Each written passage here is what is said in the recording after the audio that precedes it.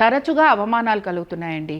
అలాగే గౌరవ మర్యాదల గురించి భయపడుతూ ఉంటాం. ఈ పని చేస్తే ఏదన్నా మన గౌరవం దెబ్బతింటుందా, లేకపోతే మన మర్యాద పోతుందా, లేకపోతే అసలు ఎక్కడికైనా వెళ్తే సడన్గా ఎవరో వచ్చి మీకు తెలియని వాళ్ళు కూడా అవమానపరిచేసి వెళ్ళిపోతారు.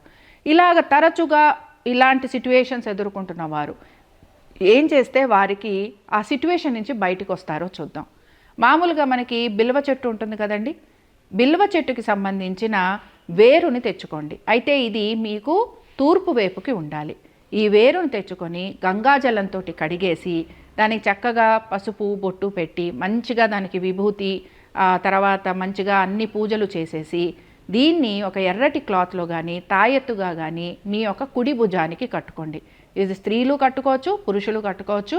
దీంతో ఎటువంటి అవమానాలున్నా, ఎటువంటి మీ ప్రతిష్ట భంగాన్ని కలిగించే ఎటువంటి విషయాలున్నా అవన్నీ కూడా మీకు తొలగిపోతాయి.